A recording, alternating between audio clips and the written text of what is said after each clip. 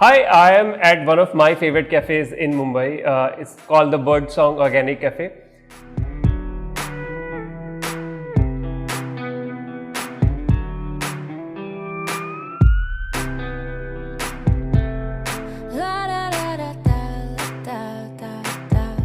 Why is this place so popular and so special? To understand this, let's go back and learn a little bit more about the history of the man who started it, Mr. Ashish. Ashish was a little fat and he wanted to lose weight. Becoming a vegan and becoming a gluten-free and organic-free, he has accomplished that goal and also a goal to spread the word for vegan.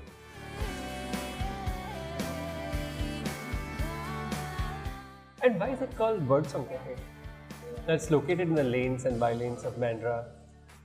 It's a very nice Goan feel, and there are actually birds chirping around if you come early in the morning. Very charming.